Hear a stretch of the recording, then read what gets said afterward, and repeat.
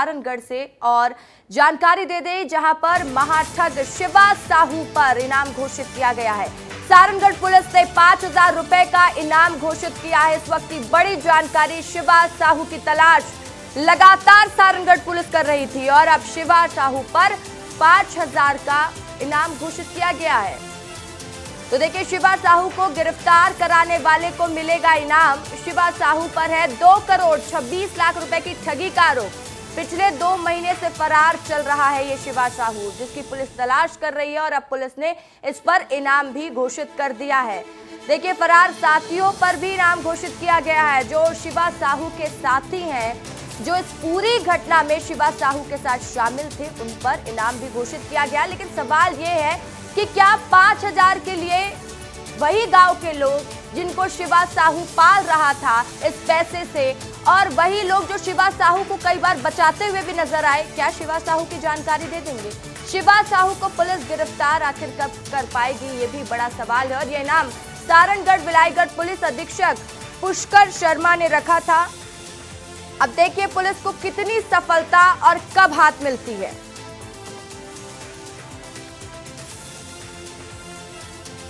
घोषणा इनाम को घोषणा किया गया है 25,000 रुपये का।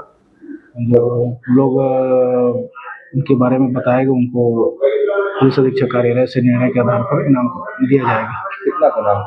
25,000 रुपये। और हमारे संवाददाता दिनेश हमारे साथ इस वक्त लाइव जुड़ चुके हैं सारनगढ़ से। दिनेश, जानकारी दीजिएगा, पुलिस ने इनाम तो घोषित कर दिया कि 5,000 उसे दिया जाएगा जो शिवा साहू की गिरफ्तारी करवाएगा, लेकिन कौन करवाएगा गिरफ्तारी? क्योंकि इतने दिन से वो गांव वाले भी तो शिवा साहू के खिलाफ कुछ नहीं बोल रहे हैं। तो ये 5,000 के लिए क्या पुलिस इस सफलता को हासिल कर पाएगी कि आखिर शिवा साहू की गिरफ्तारी कब होगी, ये भी बड़ा सवाल है। क्योंकि जी मैडम, मैं बता दूं कि शिवा साहू के नाम पर 9 मार्च को अपराध कायम हुई है, जिसमें 5 लोग आज जेल दाखिल हैं और फरार हैं। शिवा साहू, जगेश साहू, लक्ष्मी नारायण साहू, दिनेश साहू, सूर्यकांत साहू, भागवत साहू, रमेश साहू, जो उनके रायकोना गांव के आसपास के लोग हैं। पुलिस के हर एक सूत्र जो है फैल होती नजर आई, जिसको लेकर के पुलिस अधीक्षक के नेतृत्व में एक नया जांच दल बना हुआ है। बता दूं मैं, जांच दल कब बना है? जब गृह मंत्री, जब छत्तीसगढ़ के जब डिप्टी सीएम ने जब पताल से खोज निकालने के बाद पुलिस के मुख, मैं बोल रहा हूँ इस शब्द का इस्तेमाल किया गया, इसके बाद में पुलिस जो है और ज्यादा तरीके से हरकत में आई है और पुलिस के जितने भी सूत्र हैं फैल होते नजर आए हैं। जितने भी उनके ट्रैकिंग सिस्टम है सब जितने भी उनके ट्रैकिंग सिस्टम थे सब फैल होते नजर आए हैं। इसलिए पुलिस की जो अधीक्षक महोदय है, उनके द्वारा 5,000 रुपए प्रत्येक व्यक्ति जो शिवा साहू के साथ आज फरार है, उनको बताने वाले के ऊपर 5,000 रुपए इनाम देने की बात कही गई है, जिसमें 7 लोग फरार हैं। इनाम तो घोषित कर दिया गया है। क्या पुलिस को अब लगता है, क्योंकि बहुत दिन से ये केस पेंडिंग है, लगातार पुलिस तलाश भी कर रही थी, क्या आखिर शिवा साहू छुपा कहां है? इतने दिन से इतना बड़ा घोटाला, इतने बड़े पैसों का लेन देन हो जाता है और पुलिस अभी तक शिवा साहू की गिरफ्तारी आखिर क्यों नहीं कर पाई? बड़ा सवाल है। जी बता दूं मैं कि विस्तार न्यूज की जो टीम है लगातार शिवा साहू की इस मोमेंट पर हर एक एंगल से समाचार दिखा रही है। अगर हमको पता चलता कि शिवा इस जगह में छिपा हुआ है, हम बकायदा विस्तार न्यूज की टीम उसको बताती, लेकिन शिवा साहू आज 65 दिवस हो गया और उनके साथ जो साथी हैं, 7 शिवा साहू को लेकर के 7 जने आज फरार हैं। 7 के ऊपर में इनाम घोषित किया गया है और पुलिस सिस्टम से बाहर है। पुलिस की जो हाथ है उनके गिरबान तक नहीं पहुंच पा रही है, इसलिए जो है पुलिस को 5,000 रुपए इनाम घोषित किया गया पर व्यक्ति के ऊपर। चलिए अब देखते हैं कि आखिर पुलिस को इस पर कब सफलता मिलती है और शिवा साहू की जल्द गिरफ्तारी भी जरूरी है, क्योंकि इतना बड़ा लेन देन, इतना बड़ा गबन हो जाता है और शिवा साहू कितने करोड़ों का मालिक है, वो पूरे गांव को भी चलाता है। आखिर कहां से ला रहा है शिवा साहू पैसा? तमाम जानकारी के लिए बहुत बहुत शुक्रिया आपका। रायपुर में बहुचर्चित महादेव ऑनलाइन बेटिंग ऐप मामले में निलंबित एएसआई चंद्रभूषण वर्मा, सतीश चंद्राकर समेत हवाला कारोबारी सुनील दमानी को आज कोर्ट में पेश किया जाएगा। वहीं न्यायिक रिमांड की अवधि समाप्त होने पर इन्हें कोर्ट में पेश किया जाएगा और इसी मामले में पुलिस रिमांड अवधि समाप्त होने पर बर्खास्त पुलिस आरक्षक अर्जुन यादव भी ईओडब्ल्यू में पेश होंगे। तो देखिए, इस वक्त की बड़ी जानकारी हम आपको बता रहे हैं। लगातार महादेव ऑनलाइन बैटिंग ऐप पर हर दिन एक नए खुलासे हो रहे हैं, हर दिन एक नया पहलू सामने आ रहा है और इस बीच बड़ी जानकारी मिल रही है। इस पूरे ऐप में जो लोग शामिल थे और इस पूरे मामले में जो निलंबित एएसआई चंद्रभूषण वर्मा है, सतीश चंद्राकर है, हवाला कारोबारी हैं, इन तमाम लोगों को कोर्ट में पेश किया जाएगा। न्यायिक रिमांड अवधि समाप्त होने पर इन्हें कोर्ट में पेश किया जा रहा है और अलग अलग एंगल से इस पूरे मामले में जांच की जा रही है।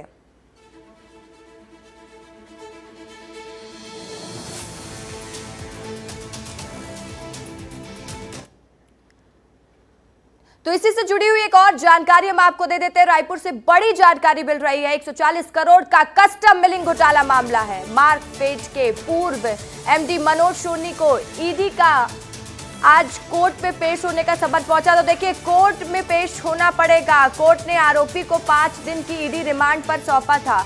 रिमांड अवधि समाप्त होने पर पीएमएलए कोर्ट में पेश किया जाएगा। तो लगातार कार्रवाई जा रही है और मार्कफेड के पूर्व एमडी मनोज सोनी को ईडी आज कोर्ट में पेश करेगी।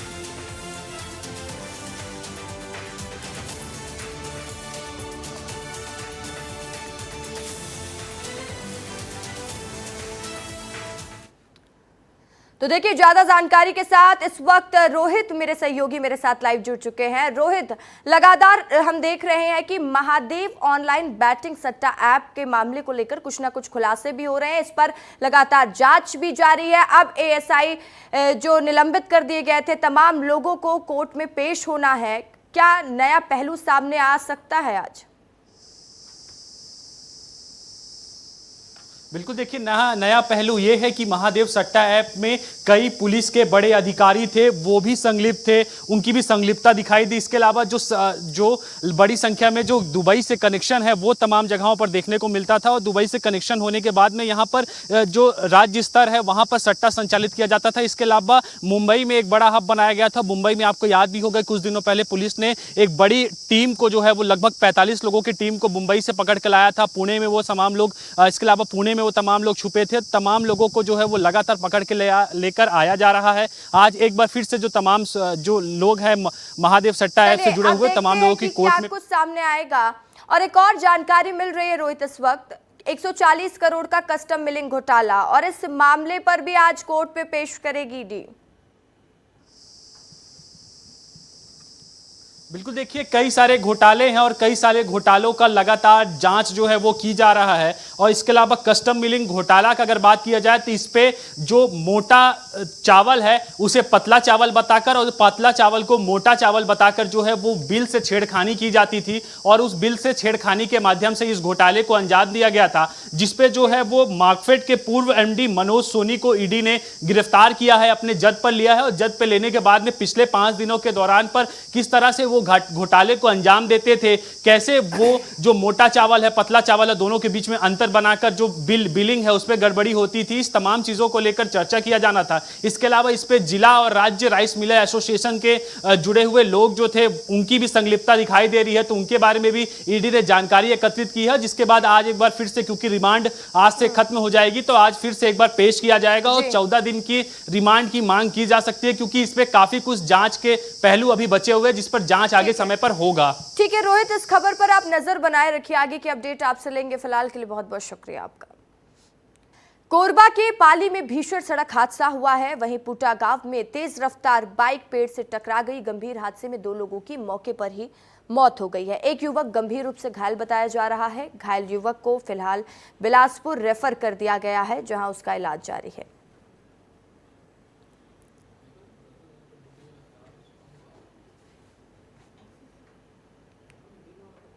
छत्तीसगढ़ के बिलासपुर में जमीन का पट्टा बांटने के नाम पर नगर निगम ने सिर्फ एक ही वार्ड से 70 लाख रुपए वसूल लिए हैं, लेकिन निगम ने साल भर गुजरने के बावजूद भी इन्हें ना तो जमीन का पट्टा दिया है और ना ही जमीन दी है। गंभीर बात तो यह है कि नगर निगम पट्टा कब देगा और या पट्टा कब मिलेगा, इस स्थिति को क्लियर भी नहीं कर रहा है, जिसके कारण यहां रहने वाली महिलाएं परेशान हैं। जिन महिलाओं को जमीन का पट्टा देने का वादा किया गया था और जिस नाम पर पैसे भी लिए गए थे, उन्हें एक रसीद दी गई थी, जिसमें पूर्व मुख्यमंत्री भूपेश बघेल की तस्वीर के साथ ही पूर्व नगरीय प्रशासन मंत्री शिव डहरिया की फोटो छिपी हुई थी। तो देखिए, और साथ ही जिसके कारण अब उन महिलाओं को जमीन मिलने पर संशय भी लग रहा है, क्योंकि अब भारतीय जनता पार्टी की सरकार आ गई है और फिलहाल अधिकारियों का कहना है कि उन्हें इसके संदर्भ में कोई निर्देश जारी नहीं किया गया है। मैं अकेले रहती हूँ, उसके बावजूद मेरे से पैसे लिया गया है कि पट्टा मिलेगा, घर लेंटर का बनेगा, सुविधा मिलेगा, यहाँ तक कि लाइट कुछ तक नहीं दे रहे हैं। कितने बार कचरा वहाँ डाला जाता है, शिकायत करने कितने बार गए, यहाँ तक कि एप्लीकेशन लिख के भी दिया गया है, लेकिन कोई सुनवाई नहीं होता है। हम लोगों के घर में हम गरीब हैं, कमाते हैं 2 रुपया और उसी में गुजारा चलाते हैं, 2-4 पैसा मिलता है, उसी में काम चलाते हैं। हम लोगों ने बोला कि इतना दिन के 8 दिन के अंदर आप नहीं दोगे पट्टा पैसा तो आपके घर को बेजा कब्जा है, हम तोड़वा देंगे। 10 साल पटाल के थे तो गरीब में इनके कहाँ 10 पटाएंगे हम लोग पैसा। 2 रुपया कमाते हैं तो 4 रुपया कहाँ उसको देंगे। गरीब में इनके रोज खाते हैं, रोज कमाते हैं। हटा दिया है कि नकली को दिए, दिखा दिए, पढ़े लिखे कोई नहीं है, धर ले सब पट्टा है, पट्टा बोलिस्ता है, ये वाला ये दे।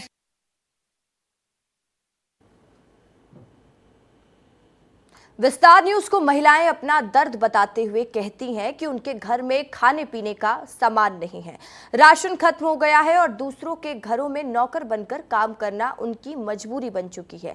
फिर भी जिम्मेदार उन्हें उनके पैसे या फिर जमीन दोनों ही देने को तैयार नहीं है, जिसके चलते ही उन्होंने कलेक्ट्रेट घेरने और सरकार को अपनी समस्या बताने की बात कही है। वही मामले पर नगर निगम कमिश्नर पल्ला झाड़ते हुए भी दिखाई दे रहे हैं।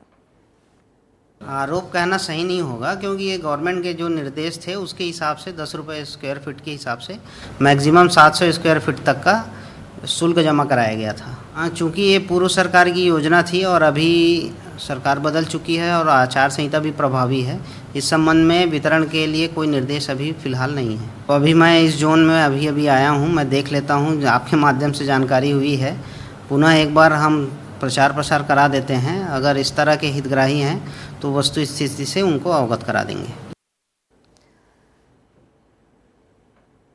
तो चलिए सीधे रुख करेंगे इस वक्त की बड़ी खबर का। बीजापुर से सामने आ रही, जहां जवानों को एक बार फिर बड़ी सफलता हाथ लगी है।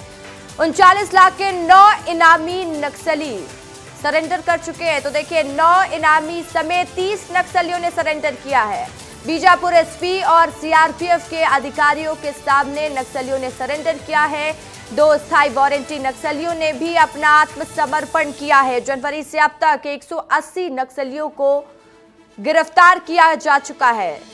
तो इस वक्त की बड़ी जानकारी बीजापुर से हम आपको दे रहे हैं। लगातार जवानों को बड़ी सफलता मिल रही है, नक्सलियों के खिलाफ ऑपरेशन चलाया जा रहा है और आत्मसमर्पण, जो कि लगातार सरकार का भी यही प्रयास रहा है कि नक्सली खुद ही आकर आत्मसमर्पण कर दें, और प्रशासन ने भी ये कोशिश की और जिसके बाद 39 लाख के 9 इनामी नक्सलियों ने तो सरेंडर कर दिया। इसके साथ ही 30 नक्सलियों ने कुल अब तक सरेंडर किया है और जनवरी से अगर अब तक देखें तो 180 नक्सलियों को गिरफ्तार किया जा चुका है। इस वक्त की बड़ी खबर और बड़ी जानकारी मिल रही है। 39 लाख के ये 9 इनामी नक्सली थे और जो कई वारदातों में भी शामिल थे। पुलिस इनको सर्च कर रही थी और आखिरकार बड़ी सफलता है। तो जवानों को इस वक्त की बड़ी सफलता हाथ लगी है। लगातार विस्तार न्यूज़ बस्तर से जुड़ी हर जानकारी, आपसे जुड़ी हर बात करता है और ये बड़ी खबर है। बस्तर की जो सबसे बड़ी समस्या है नक्सलवाद, और जिसको खत्म करने की बात लगातार प्रशासन भी करता है और अब तो सरकार भी कर रही है। एक्शन भी देखने को मिल रहा है जवानों द्वारा। तो एक बड़ा एक्शन फिर देखने को मिला है।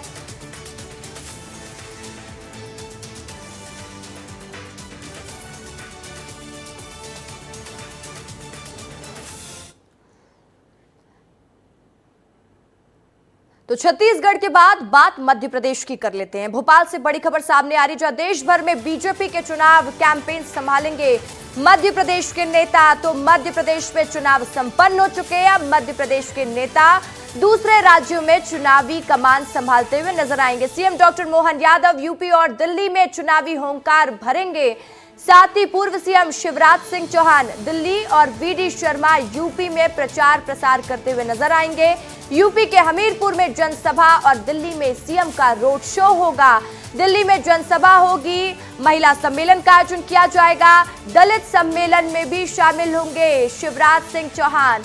तो देखिए भारतीय जनता पार्टी की स्ट्रैटेजी।